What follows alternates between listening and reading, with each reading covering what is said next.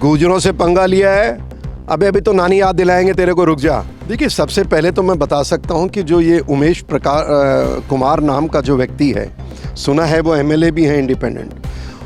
आपको शर्म आनी चाहिए, आपको बनाया किसने मुझे समझ में नहीं आ रहा है। पर जब वो बंदूक लेकर के महल के अंदर जा कर के कहते हैं गूजरों तुम्हारा महल जला दूंगा, अबे सुन ओए लंगूर, महल जलाना तो दूर की बात है, तुम अब अपनी ख्याल रखना। और तुम एमएलए थे तो तुमको शर्म नहीं आई किसी कौम के? और मैं तो बहुत हज़ारों किलोमीटर दूर हूँ, हम भी आपका विरोध करते हैं। और मैं हर ऐसी पॉलिटिकल मानसिकता का विरोध करता हूँ जो कोई संस्था के कॉन्स्टिट्यूशनल अपॉइंटमेंट में बैठ करके और ऐसी गलत बातें सामान्य जनमानस के लिए स्वाभिमान, और वो भी ऐसे लोगों के लिए अरे ये तो गुजरों के लिए किया। मैं कहता हूँ किसी भी व्यक्ति के लिए हमें करने का अधिकार नहीं है। किसी भी समाज पर अपशब्द बोलने से पहले सोच लेना चाहिए, विचार कर लेना चाहिए कि ये कितना भारी पड़ सकता है। और जब वो समाज हो जो अपने शौर्य और बलिदान के लिए जाना जाता है, जिसने इतिहास में ढेरों कहानियाँ लिखी हैं अपने शौर्य और बलिदान की, वो समाज क्या आपको कहीं से भी छोड़ेगा अगर आप उनके लिए अपशब्द बोलेंगे? तो आपको समझ में आ गया होगा कि किस ओर इशारा है मेरे इन बातों का। जी हाँ, सही समझ रहे हैं आप। उमेश कुमार ने उत्तराखंड में जो भी गदर मचाया गुर्जर राजा प्रणव चैंपियन के साथ, उसके बाद जो उपद्रव मचा, उसके बाद गुर्जर समाज में जो नाराज़गी है और कैसे घुटनों पर लेकर आ गया उमेश कुमार को पूरा गुर्जर समाज, इन सारे मामलों पर आज हम चर्चा करने वाले हैं विस्तार से इस वीडियो में, इसलिए बने रहेगा आखिर तक हमारे साथ। नमस्कार, मैं हूं चेतना शर्मा। आप देखना शुरू कर चुके हैं संवाद भारत का, भारत के लिए। और चर्चा करने के लिए मेरे साथ मौजूद हैं अखिल भारतीय गुर्जर महासभा के राष्ट्रीय अध्यक्ष कर्नल देव गुर्जर। सर, आपका बहुत बहुत जी चेतना जी, आपका भी बहुत धन्यवाद कि आप हमारे गुर्जर समाज से जुड़े हुए मुद्दे बहुत जल्द से जल्द नागरिकों तक पहुंचाते हैं। बहुत बहुत धन्यवाद आपका। सर, मैं ये जानना चाहूँगी कि जिस तरीके से ये मुद्दा गरमाया, सोशल मीडिया पर वीडियोस पे वीडियोस आने लगे, और इन वीडियोस का आजकल आपको पता है कि तुरंत एक मैसेज के तौर पर ऐसी आग फैलती है सोशल मीडिया की, घर घर में ये आग पहुंच जाती है। जो उमेश कुमार और प्रणव चैंपियन के बीच में हुआ है, आपको क्या लगता है कि गलती किसकी है?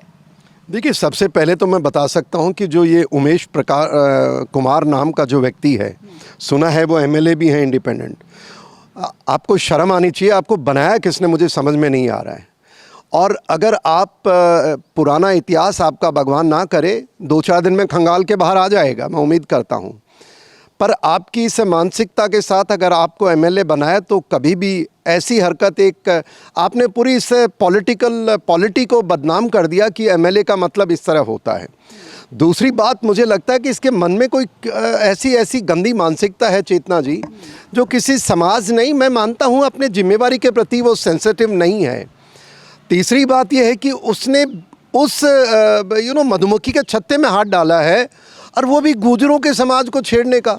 अब मैं तो कहूँगा कि आप जब पब्लिक लाइफ में हैं तो किसी की भावनाओं को आहत करने के बजाय आप में वो मैच्योरिटी होनी चाहिए कि किस प्रकार अपनी बात कहें, किस प्रकार शांति से एक सौहार्द बना के रखें। इन व्यक्ति ने जो किया वो पूरा देश को पता लग चुका है, और इन्होंने जाके हमारे गुजरों की, देखिए चैंपियन प्रणव राजा जिनको हम कहते हैं, वो ऐसे व्यक्ति हैं जो हमारे गुजरों का एक प्रतीक माना जाता है। और मैं राजस्थान में हज़ारों किलोमीटर दूर हूँ, पर मैं भी, और राजस्थान और एमपी, कहीं भी, कश्मीर, कहीं चले जाओ, सब जगह लोग इनसे जुड़े हैं। और रही बात व्यक्तिगत इनकी, अगर कोई उनसे द्वेष था, हमें कोई दिक्कत नहीं है, व्यक्तिगत मेरी भी किसी से हो सकती है। पर जब वो बंदूक लेकर के महल के अंदर जा कर के कहते हैं गूजरों तुम्हारा महल जला दूंगा, अबे सुन ओए लंगूर, महल जलाना तो दूर की बात है, तुम अब अपनी ख्याल रखना। और तुम एमएलए थे तो तुमको शर्म नहीं आई किसी कौम के? और मैं तो बहुत हज़ारों किलोमीटर दूर हूँ, हम भी आपका विरोध करते हैं। और मैं हर ऐसी पॉलिटिकल मानसिकता का विरोध करता हूँ जो कोई संस्था के कॉन्स्टिट्यूशनल अपॉइंटमेंट में बैठ करके और ऐसी गलत बातें सामान्य जनमानस के लिए स्वाभिमान, और वो भी ऐसे लोगों के लिए अरे ये तो गुजरों के लिए किया। मैं कहता हूँ किसी भी व्यक्ति के लिए हमें करने का अधिकार नहीं है। मान सम्मान पे ठेस पहुँचाओगे तो उचित नहीं, मैं मानता हूँ। और रही बात, देखिए जिस प्रकार से पूरे देश में चेतना जी जोश है, आज के दिन गुजरों को वहाँ महापंचायत का आह्वान हुआ था, पर मुझे पता लगा है कि हमारे चैंपियन साहब की धर्मपत्नी जी ने एक बहुत अच्छा कार्य मानता हूँ, क्योंकि उत्तराखंड के अंदर कोई नेशनल टूर्नामेंट चल रहे हैं, उसके अंदर अंतर्गत उन्होंने कहा देखो आज नहीं करें, चुनाव ख़त्म होने दो और हम उसके बाद महापंचायत करेंगे। पर मैं मानता हूँ आपकी विचार अच्छी है, पर गुजर फिर भी नहीं मानने वाले हैं और बड़ी संख्या में लोग राजस्थान, मध्य प्रदेश, हिमाचल, पंजाब सारे कूच कर चुके हैं। तो मैं ये मानता हूँ कि ये उस उमेश व्यक्ति के नाम का कानूनी तौर पे उसको, ये कौन सा तमाशा है चेतना जी, उस लंगूर को वो सरेआम बंदूक लेके सड़कों पे घूम रहा है, कानून की धज्जियाँ उड़ा रहा है। और मैं वीडियो देख रहा था जहाँ 20 उनके साथ पुलिसकर्मी हैं, वो उनको रोक नहीं रहे हैं। सही कहा आपने बिल्कुल। ये जो पॉलिटिकल पृष्ठभूमि का फायदा उन्होंने उठाया है, गुंडागर्दी सरेआम दिखाई है, अपने मीडिया की पहचान का भी पूरा फायदा उठाते हुए जो भी दबंगई उन्होंने दिखाई। लेकिन खुशी की बात यह है कि उन्हें समाज के सामने झुकना पड़ा, अपने घुटने टेकने पड़े और माफ़ी मांगनी पड़ी। अरे चेतना जी, गुजरों से पंगा लिया है, अभी तो नानी याद दिलाएंगे तेरे को, रुक जा, किस दहत धुंध में थे तुम। पर मुझे दुख चेतना जी ये हो रहा है कि हमारा तंत्र को क्या हो रखा है देश में। क्या बंदूक लेके आदमी कोई सड़क पे घूम सकता है? हम यहाँ खड़े चर्चा कर रहे हैं, कोई भी आदमी क्या हमें आगे मार पीट सकता है? नहीं कर सकता है। और वो जब उसके साथ प्रोटेक्शन वालों ने उसको रोका नहीं कि sir you can't do it, you are in a constitutional position, आप एमएलए हैं, आप ऐसा नहीं कर सकते, हम आपको अरेस्ट करते हैं। सही कह रहे हैं, आपकी कानूनी प्रक्रिया पर भी सवाल उठा है और कहीं ना कहीं ये दोनों मिली भगत का भी जो भांडाफोड़ यहाँ हुआ है उस पर भी अब सवाल उठने चाहिए। क्या आप सही कह रहे हैं। देखिए कि कहीं न कहीं ये इस तरह के क्रिमिनल लोग, मैं ये मानता हूँ ये मानसिकता इसकी क्रिमिनल है, और बाकी अब जन्म पत्री खुलनी शुरू हो गई होगी उसकी, तो बाकी इसका क्रिमिनल रिकॉर्ड जरूर निकल के आएगा चेतना जी। इसका असामाजिक व्यक्ति है ये। और रही बात जो कानूनी, मैं मानता हूं कानून की अपनी मजबूरियां हो सकती हैं, पर पुलिस अधिकारी जो देख रहा है कि बंदूक लेकर के किसी के घर की, और वो तो गुजरों को अस्मिता का सवाल है साहब, वो हमारा महल है जिसको हम मानते हैं हमारे से जुड़ा हुआ, उसको कहता है मैं जला दूंगा, जला दिया, आ गया घुटनों पे। अरे सुन, ये तो गुजर कौम है, अभी तेरे को मार नहीं रही है, तुमने माफ़ी मांगी है। पर मेरा देश से आग्रह है कि ऐसे लोगों की जो एमएलए की है, और अपने उत्तराखंड के चीफ मिनिस्टर महोदय, मैं आपसे आग्रह करूंगा आपकी असेंबली के अंदर इसकी मान्यता रद्द करो और इसको सलाखों से, अब कानून ऐसा है कि इसको बेल मिल गई, पर मैं ये मानता हूँ उसको बेल ऐसे व्यक्तियों को नहीं मिलनी चाहिए। कानून अगर सख्त करना पड़े तो करो, और इसको कठोर से कठोर सजा देते हुए, और सबसे पहले इसको एमएलए का पद इसका हटाया जाए, मैं ऐसा मानता हूँ। और माफ़ी मांगने से क्या होगा भाई? इन्होंने स्वाभिमान को जो चोट पहुंचाई है उसी का एक एग्जाम्पल सर मैं आपको बताना चाहूँगी, हमारे दर्शकों के साथ भी शेयर करना चाहूँगी कि एक पूरा का पूरा गांव है गुर्जरों का जो एकजुट हो चुका है।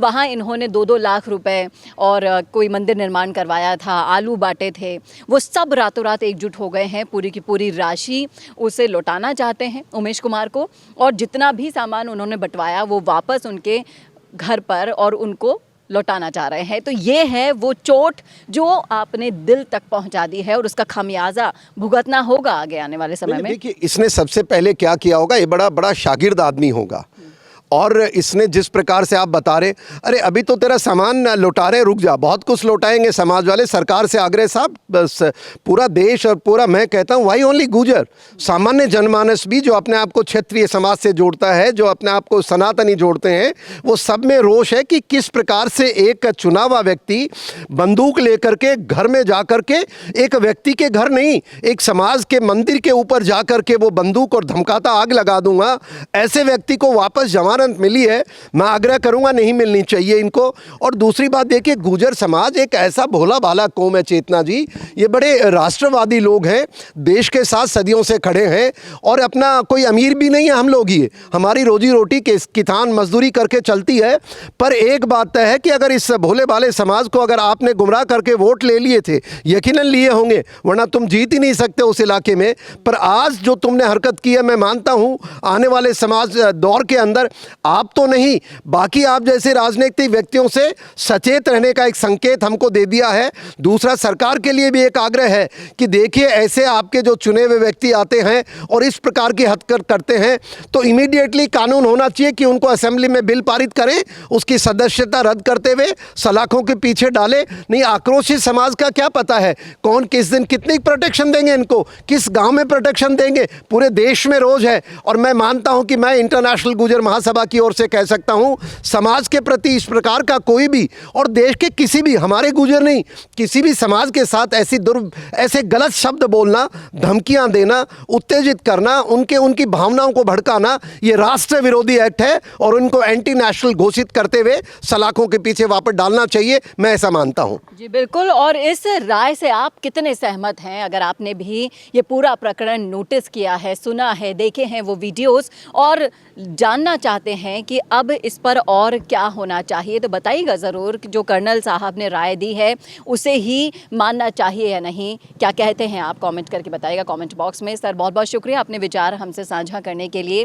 कैसा लगा आपको वीडियो, बताना ना भूलेगा। और ऐसे और वीडियोज़ के लिए देखते रहिए संवाद भारत का, भारत के लिए। कैमरामैन करण शर्मा के साथ चेतना, संवाद के लिए। पॉडकास्ट सेटअप्स तो मिल रहे हैं लेकिन एंकर नहीं है। पॉडकास्ट सेटअप और एंकर मिल गया तो एडिटिंग नहीं है। पॉडकास्ट सेटअप भी मिल गया, एंकर भी मिल गया और एडिटिंग भी मिल गई, लेकिन उसे अपलोड करने के लिए अच्छे व्यूअरशिप वाला चैनल नहीं है। और अगर वो सब भी मिल गया तो पॉडकास्ट को अच्छे एसईओ के साथ अपलोड करने का डिजिटल सपोर्ट नहीं है। और अगर ये सारी चीजें एक साथ मिल रही हैं तो प्राइस बहुत ज्यादा हाई है। तो अगर आपको ये सारी चीजें चाहिए आपके अपने जयपुर में, जो आपको पॉडकास्ट सेटअप्स, एक्सपीरियंस एंकर्स, शानदार studio, amazing editing, 6 crore plus views वाले चैनल पर अपलोडिंग, और तो और सिर्फ पॉडकास्ट ही नहीं, उसके साथ आपको मिल रही है उसी पॉडकास्ट में 5 रील्स फ्री, वो भी सिर्फ 8,000 रुपए में। और ये सब कुछ मिल रहा है आपको सिर्फ और सिर्फ मिशी मीडिया सॉल्यूशंस में। तो सोच क्या रहे हैं? अगर आप भी चाहते हैं पॉडकास्ट के जरिए पूरे सोशल मीडिया पर छाना, तो अभी कॉन्टैक्ट कीजिए स्क्रीन पर दिए गए नंबर पर।